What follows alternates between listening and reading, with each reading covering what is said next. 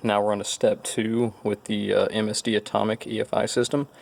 This is installed. Sorry I didn't do a video, but I'd never installed it before, so it was a new kind of system. Kind of wanted to figure it out myself before trying to go through a rundown on what I did. This engine here is in a 1966 Mustang. Just a regular classic Mustang. Nothing's crazy, nothing insane. The engine on this is actually, though it's a later 302 block, it is not a roller cam, it is actually flat tappet.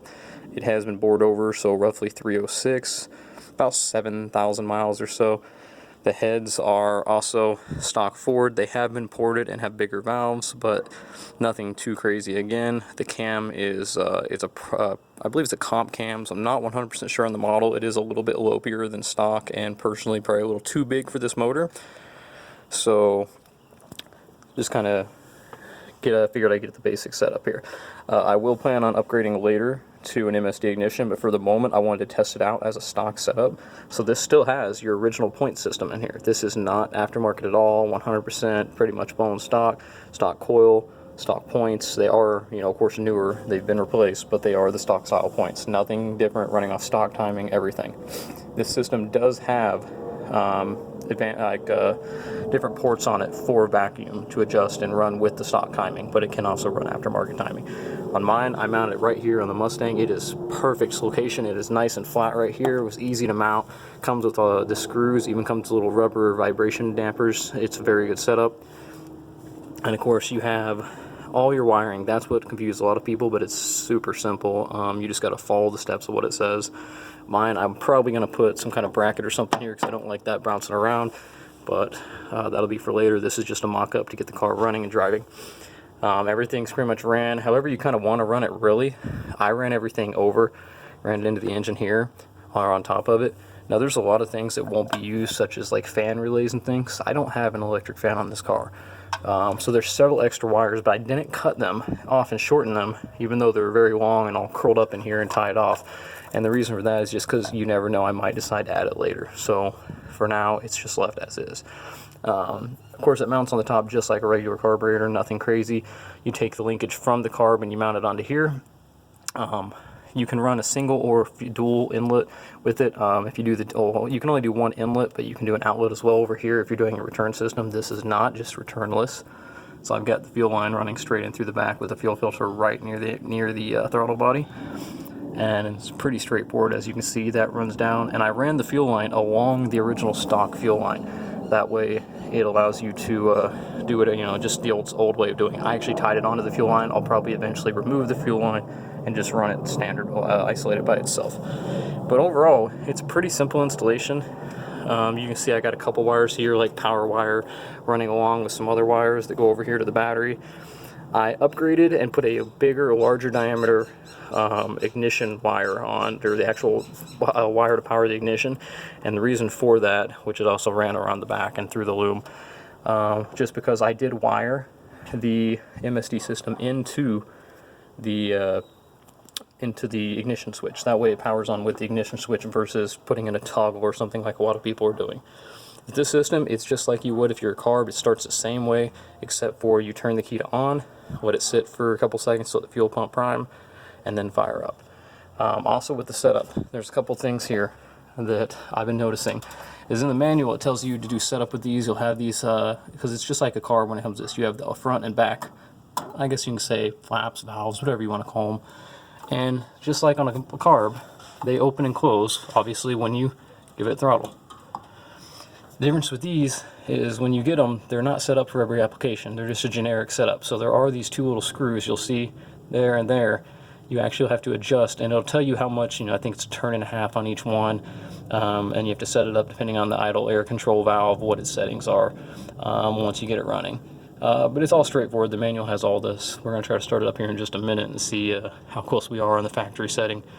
Also, you've got your coolant sensor. I put it on the back just because I only had 2 mounts and the other one's up front. So I wanted to be able to I needed one to use it. And then I, of course, hooked up my vacuum. There is a ported vacuum right here, which is running the regular timing, the timing advance. So pretty straightforward. One thing I will warn you about, this rod. Watch out.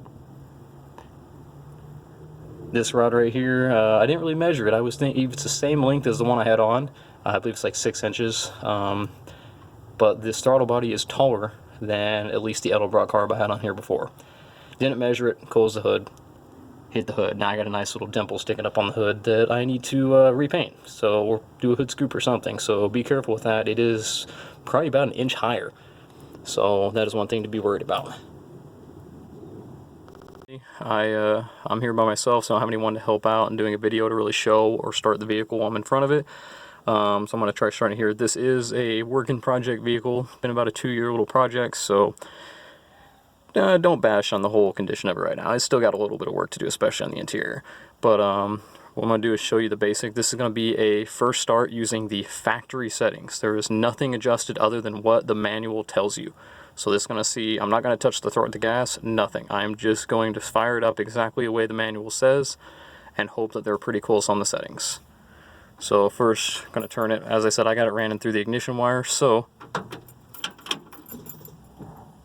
I'm not sure if you could hear that, but you hear some clicking under the hood, and you also hear the fuel pump run. Now I have removed the coil, or removed the plug to the coil, and then cranked over the engine a few times just to make sure it has fuel through the lines and the air out of the lines. But this is just as it is. Nothing out of the ordinary. We're going to see if it would start or if we need to give it gas or what we need to do here. So it tried to fire. Obviously did not. I'm going to let it sit because he says about 10 to 15 seconds in between fuel pump primes. So I'm going to let it sit for a few seconds. Try that again. The hope is it'll fire and run without having to give it any throttle. That's what it should be. That's what the settings, but we can always adjust later. And there it goes again, fuel pump primes. And then you hear the idle air control valve. Try this again. Same result. I think what I'm going to try to do, you give it a hair of throttle, maybe see if there's any air in those lines still. So give it a few seconds. Hopefully, I'm just hoping there's some air in the lines. That also, like I said, it can use some adjusting. That's what you get when you buy something new, first start. Alright, let's try this one more time. I'm going to give it a hint of gas if it doesn't want to fire.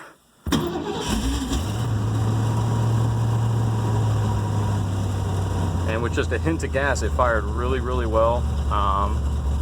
And it's idling. I set the parameter at 775 RPM. So we're going to go check that right now.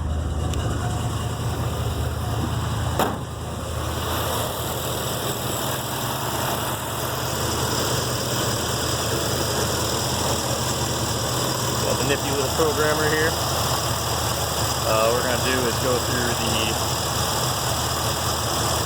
dash. It'll go, there we go. It is pretty warm outside today. It looks like everything, seems like I'm going to say the injectors are a little too far open. What we've already done is with the initial setup, went through, checked on the engine displacement. I just left it at 302. Camshaft, stock.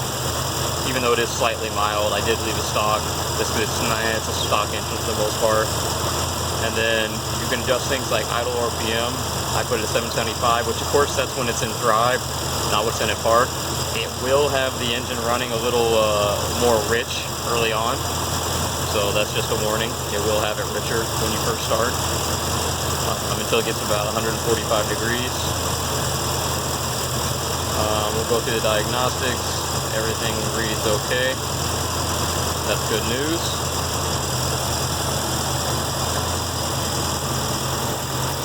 And overall, it sounds pretty good.